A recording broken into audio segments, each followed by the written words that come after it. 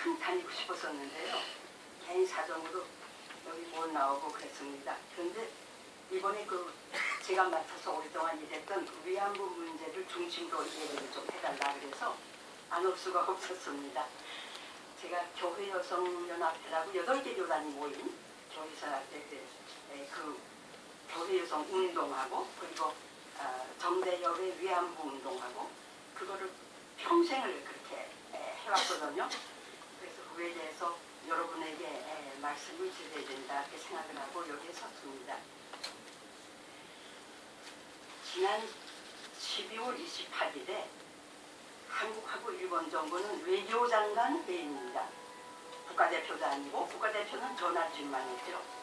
외교장관 회의를 기해서 일본군 위안부 문제는 최종적으로 그리고 불가역적으로 해결됐다. 이렇게 선언했습니다. 참 모두가 어이가 없어가지고요. 딱 그 옛날에 일제가 한일 합방하던 그때의 분위기였다고 합니다. 사람들, 나이 많은 사람들의 가슴에는. 피해자들하고 한마디 운동도 없이 25년 동안 이 문제로 애를 써왔던 우리 시민단체하고도 전혀 대화도 없이 외교적으로 합의했다. 그렇게 얘기하는 겁니다. 그러면서 그 조건부로 일본 대사관 앞에서 우리가 수요 시위를 수요일 12시마다 하는데 그 앞에 소녀상을 치우면 100억 원을 주겠다. 그거 갖고 재단을 만들어서 한국 정부가 운영비는 너희가 담당하면서 할머니를 위해서 뭔가를 하라. 이렇게 나오는 겁니다. 그러니까 여기에 대한 후유증이 전 세계로 지금 번지고 있습니다.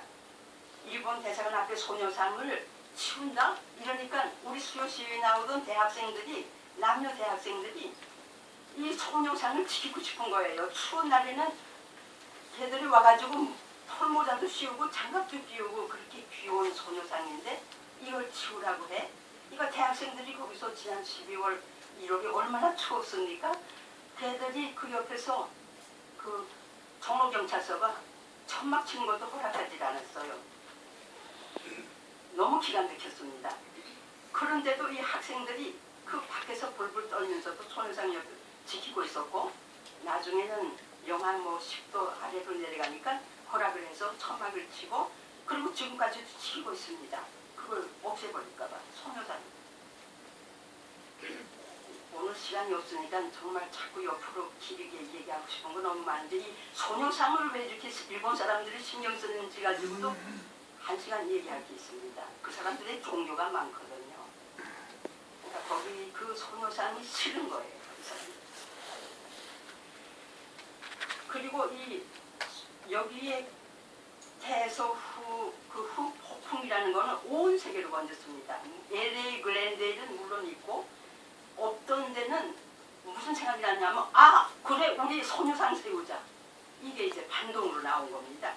그래갖고 온 세계에서 그 조각상을 만들어주신 그 부부한테 계속 이게 주문이 들어옵니다. 50개, 60개를 만들어내고 있어요. 지금 이 부부가 바쁘게. 그리고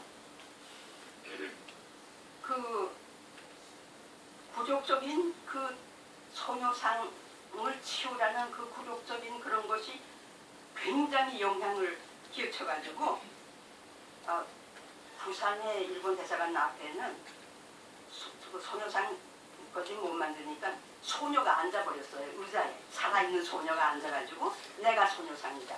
그리고 앉아있는 거예요. 부산의 일본 대사관 앞에. 그런 정도의 우리 민족들의 분노와 그런 거를 일으켰습니다.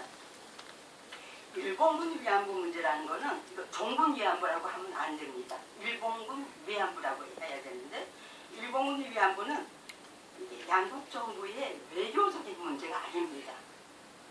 피해자 할머니들이 요구하는 정의가 서고 명예회복이 되는 문제이고 그리고 2012년 4년 전인가요? 2012년에 한국 대법원이 한일협정의 국가배상 속에 개인 배상은 포함되어 있지 않다. 그런 판결을 내린 문제예요. 그러니까 한일협정 때 해결됐다고 일본 정부가 자꾸 얘기하지만은 그것이 아니라고 우리 대법원이 법적으로 판결을 내린 문제입니다.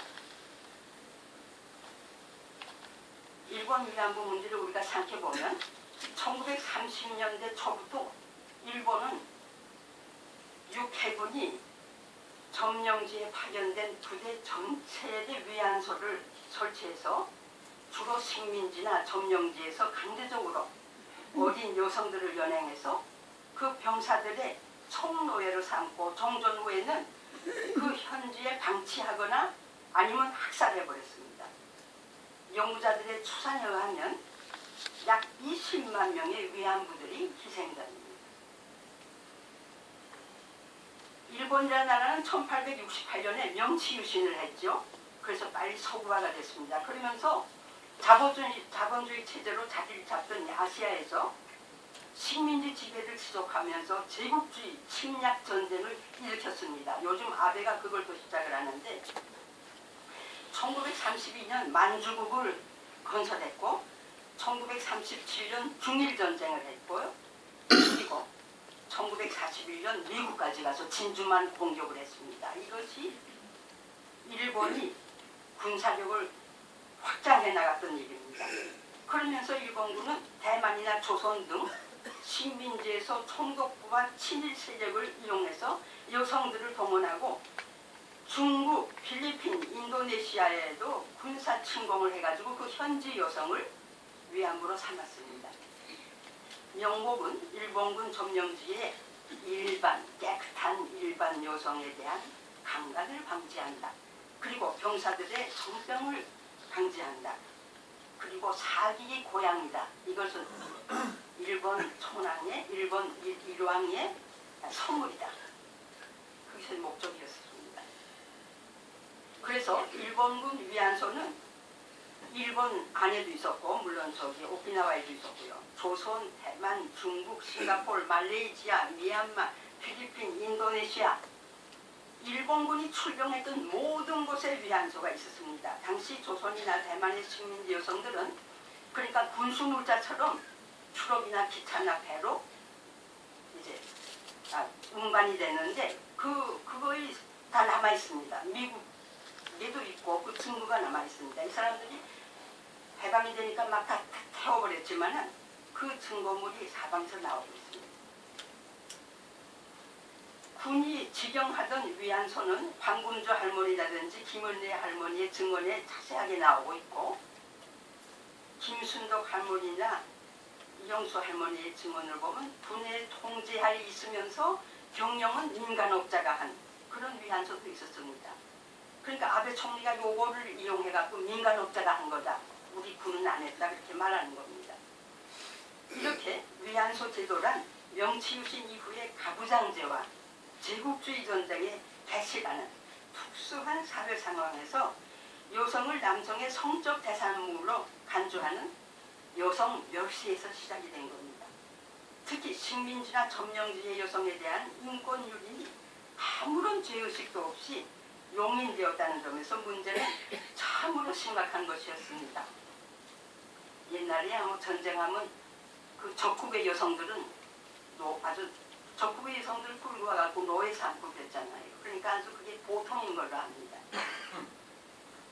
식민지의 경우에 피해자들은 취업을 돈을 벌게 해주겠다고 그런 취업 사기라든지 또 경찰이나 군의 개입, 납치 등의 방법으로 연행되었습니다. 조선의 위안부들은 초기에 동원되었는데 그 일본군의 요청을 받아가지고 조선 총독부가 이장이나 경찰이나 헌병의 행정력을 동원해가지고 여성을 모으고 그리고 조선에 주둔하던 일본군 사령부가 민간업자를 시켜가지고 각 지방에서 여자들을 모아오도록 했습니다. 이게 주로 전라도하고 경상도 할머니들입니다. 그쪽 지방에서 이장이나 그 할머니들이 얘기하는 거 보면 이장이 오라고 그래서 갔다 오고 길 가다가도 붙잡혀갖고 심부름 갔다가 붙잡혀갖고 그렇습니다. 강제연이 분명히 있었습니다. 위안부 동원 계획의 그 책임자였었던 육군 중자 하라 겐지로라는 사람이 있는데 이 사람은 80만 명의 작전 부대 병사들의 성적인 욕구와 그들이 가지고 있는 돈을 감안해서 필요한 위안부는 2만 명이다. 이렇게 숫자를 냈습니다. 그래갖고 병사 40명당 위안부 1명의 계산인 겁니다. 이게. 그래갖고 하라는 즉시 그 당시 경성에 가서 조선 총독부에다가 여자 2만 명을 동원해라. 그러니까 총독부는 경찰하고 헌병을 동원해가지고 8월까지 8,000명을 모았다는 그 서류가 있습니다. 진짜 할머니들은 이 얘기하는데 하루에 40명에서 50명을 받았다고 합니다. 이게 얼마나 참아 인간으로서 견딜 수 없는 자각행위입니다.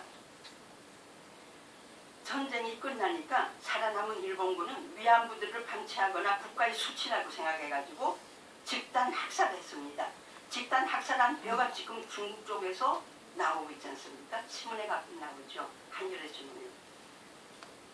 피해 있던 방공호 입구에서 기관총을 난사해서 70여 명의 위안부가 살해되었다고 니시구치라는 일본 사람이 쓴 책에도 나옵니다. 일본군이 전멸을 할 때야 물론 같이 함께 무참히도 죽었습니다. 그러나 패전 후에 버려진 위안부 중에 일부는 주변의 조선인이나 현지인의 도움으로 귀국할 수도 있었습니다.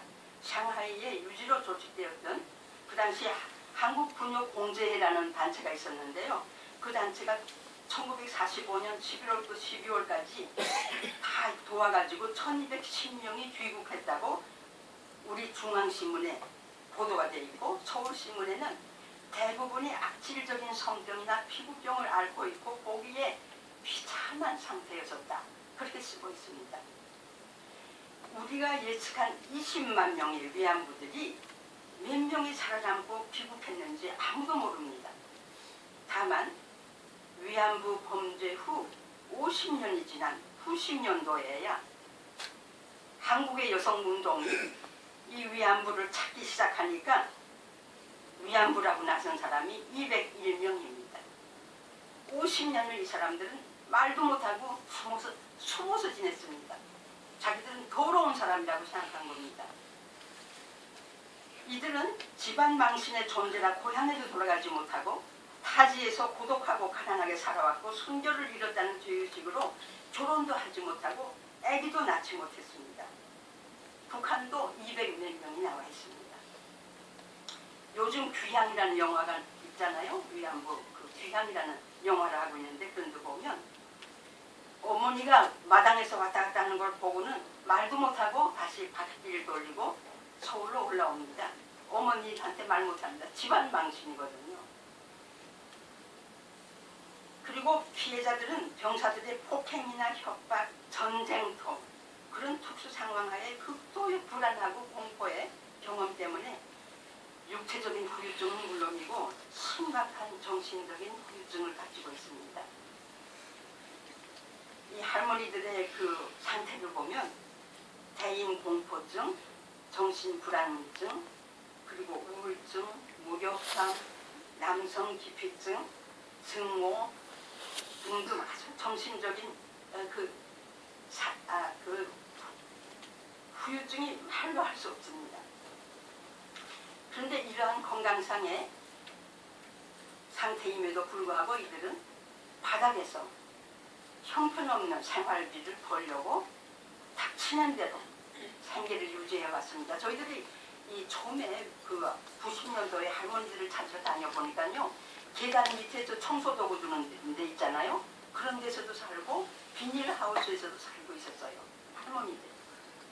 가난의 밑바닥에 있었습니다.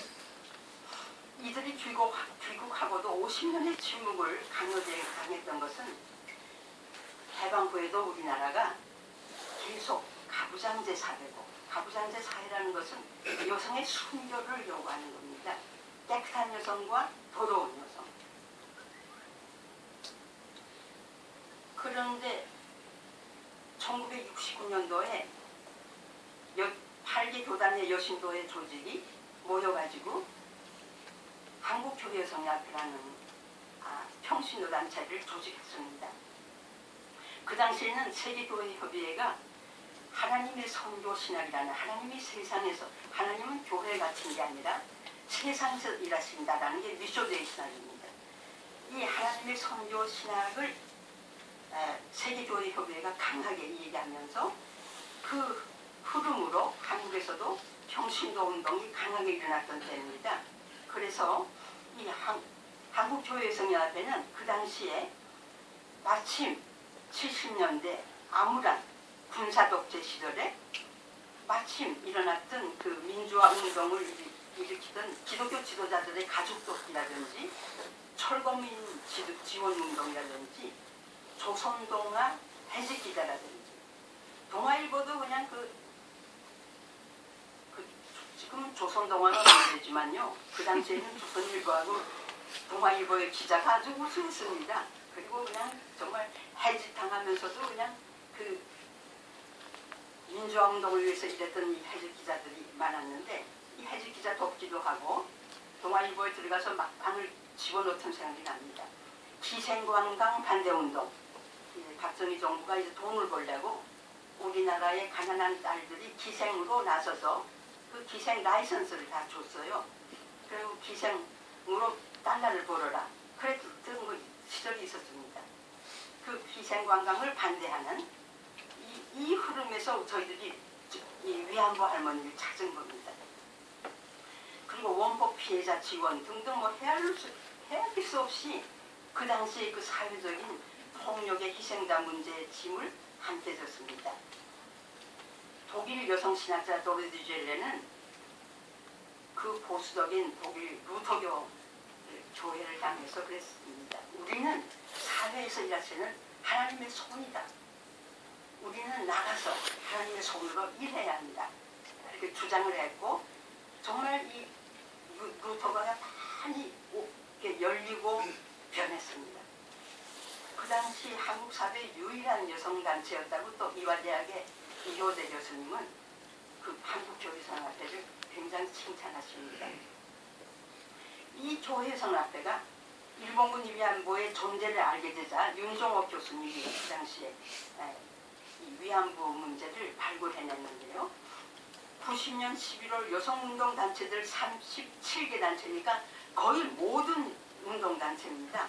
한국에 그 여성운동단체 37개 단체가 다 모여가지고 정신대 문제 대책협의회, 그걸 정대협이라고 간단히 말합니다만은 그걸 조직해서 오늘날에 이르렀습니다. 사무실에 친구 전화를 설치해가지고 기다렸습니다.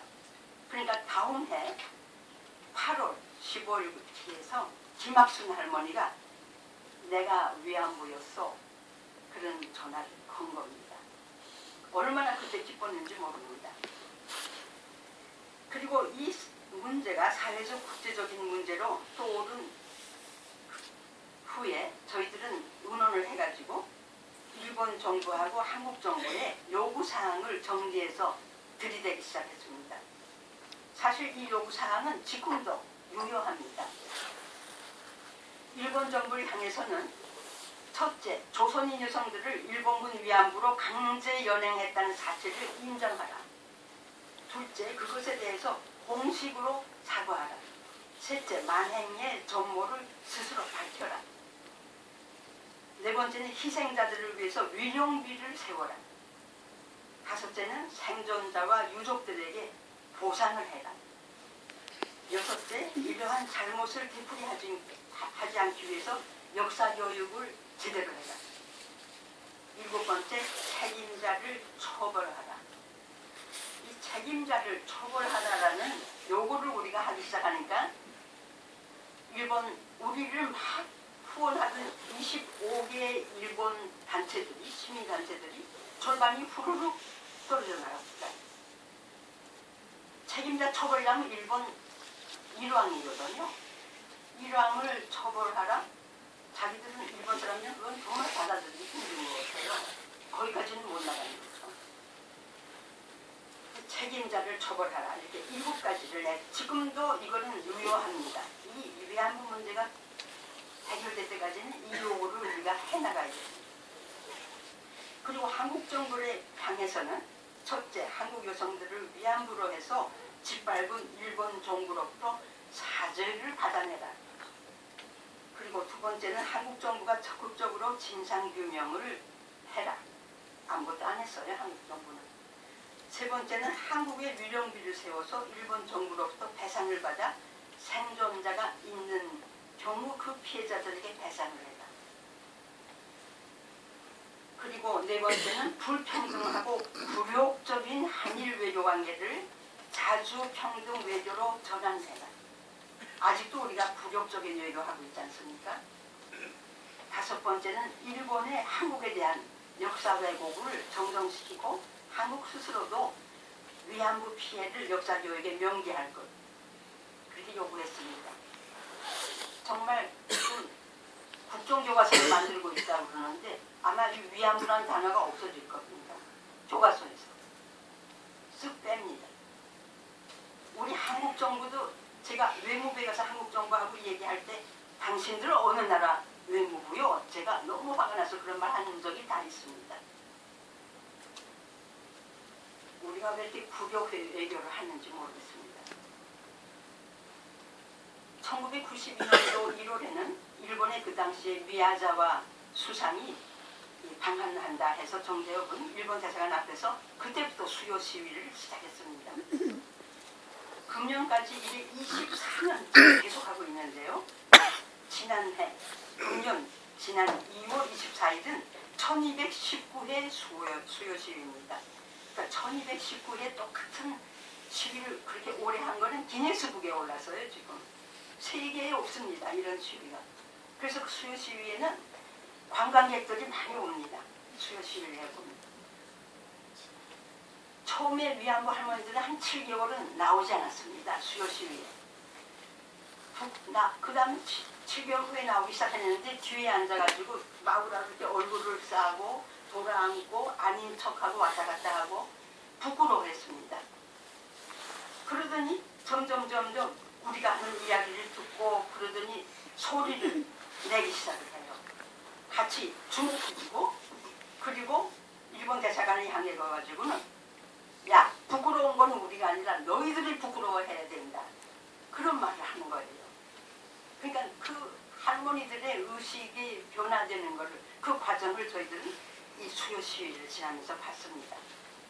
그뿐 아니라 이 할머니들은 고령임에도 불구하고 지금 80대, 90대예요.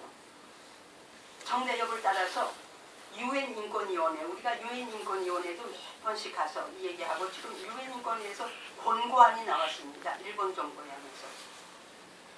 그 다음에 세계 노동기구, 노동기구도 몇 번 가서. 그 다음에 세계 법률가 협의회가 있습니다. 거기에도 가서 할머니들이 증언을 합니다. 그리고 일본 국회의원실을 돌면서 국회의원들 방을 하나하나 방문하면서 얘기를 하고 그러면서 정리를 요구하는 투사가 되어갔습니다. 지금 할머니들은 저희들은 가만히 있어도 그 할머니들이 다 움직이고 있습니다. 자기들의 전쟁 범죄를 은폐하고 부인하려는 일본 정부를 향해서 그 투쟁했던 지난 24년이라는 그 세월의 이야기를 한 20분 동안에 얘기한다는 건 정말 어려운 일이죠. 그 다음에 이런 얘기를 하면서 예를 들면 유엔인권위원회 같은 얘기만 해도 1시간을 제가 얘기할 수 있는데 참 어렵고 인내가 필요하고 일본에서 풀어놓은 많은 로비스트 앞에서 우리는 할머니하고 나하고 서너 사람이 가서 웅크리고 증언을 하고 있고 이랬어요. 일본은 로비스트가 크게 많습니다. 그런 참 어려운 투쟁이었습니다. 위안부 문제라는. 예언자 아모스는 정의를 강물처럼 흐르게 하라고 그 당시 폭력과 불의가 가득한 사회를 향해서 외쳤습니다. 참 그런데 이 정의를 강처럼 흐르게 한다는 일은 얼마나 힘든지 정말 얼마나 인내력이 필요한지 몰랐습니다. 일본 정부는 하다못해서 이제 뭘 가지고 나오냐면 국민들 모금을 해가지고 소위 국민기금이라는 걸 만들어가지고 돈으로 할머니들을 유혹하기 시작했습니다. 할머니들을 한 사람 한 사람 만나면서 돈을 주겠다고 4천만 원. 그거하고의 그 국민기금하고의 싸움을 거의 3, 4년을 하고 나니까 저희들이 기진맥진했습니다. 정말. 그래서 김대중 정부가 됐을 때에 저희들이 가서 담판을 해갖고 할머니들에게 국민기금만에 그 4천만 원을 나눠주기로 담판을 해서 4천만 원씩 받았어요. 일본에서 받지 말아라. 조건부로. 그래서 이 국민기금과의 싸움 끝에 이제 끝을 내기 위해서 1998년도에 저희들이 그 아시아 연대회의라는 것이 있었는데 거기에서 저희들이 결정했습니다. 어떻게 할 거냐 우리가. 2000년도 12월에 도쿄에서 여성국제전범 법정을 열자. 정부가 법정을 안 연다면 법조계가 정부 그 법정을 안 열겠다면 우리가 법정을 열자. 그렇게 결정했습니다. 그리고 2년을 준비해가지고 2000년 12월 도쿄에서 법정을 열었습니다. 정부가 안 하면 여성들이 하는 겁니다. 시민이 하는 겁니다. 이 모델이 뭐였었냐면 영국의 유명한 그 지성 버드란드 러셀 경이 월남전에서 있었던 기가 막힌 그 미군의 그 문제를 국제법에 비추어서 법정을 열었던 그 민중 러셀 법정, 그것을 저희들이 모델로 삼았습니다. 이건 참 유효합니다. 필리핀에는 지속적인 민중 법정이 있습니다. 지금. 그러니까 우리 한국도 법정이가 시원찮으면 계속 우리도 민중 법정을 열어야 될 것 같습니다. 이 법정의 공간에서 저는 정의가 강물처럼 흐르는 걸 봤습니다.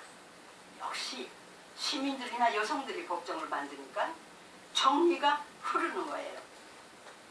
8개국에서 64명의 피해자들이 참석했고 1000명의 방청인, 300명의 세계 매스컴 기자들, 200여 명의 자원봉사자들, 이 사람들 앞에서 일왕 히로시토는 유죄다, 일본 국가에 책임이 있다 라는 판결이 내려진 것입니다. 그때에 와 하고 위안부 할머니들이 소리를 지르는 겁니다. 이 판결을 듣고 너무 기뻐하면서. 그게 바로 정의가 아닙니까? 명예회복이 된 거죠. 그 순간이 있었습니다. 그때 제 옆에 앉았던 김을래 할머니가 나는 정의라는 게 뭔지 이제 알겠다고. 그리고 2명의 일본 병사가 할아버지인데 나와가지고 위안소에 나도 갔었고 내가 정말 그런 나쁜 짓을 했다고 2명의 일본 병사가 부끄러워하면서 이제 거기서 증언을 하니까 김은래 할머니가 저를 보고 그럽니다. 난 이제 저 사람을 용서하고 싶어. 용서하고 싶어. 김은래 할머니는 돌아가셨어요. 저는 정말 확실히 그 자리에서 치유의 순간을 봤습니다. 이 국제여성법정은 공청회가 아닙니다. 정식으로 형사재판을 여는 겁니다. 그 위안부 제도의 범죄성과 책임자를 국제법에 비춰서 명백하게 드러내는 재판이었습니다. 그리고 전쟁 시 여성에 대한 성폭력을 그 유고슬라비아, 루안다 지금도 계속 일어나고 있지 않습니까? 그런 성폭력을 전쟁 범죄다라고 인도에 관한 죄다라고 규정짓는 그런 법정이었습니다. 그 전쟁 시에 여성에 대한 성폭력은 전쟁 범죄라는 그것을 뉘른베르크 재판이라든지 도쿄 극동 재판은 전혀 증거가 있는데도 취급을 안 했습니다. 그거를 저희들이 보완을 한 것입니다. 원래 국제법이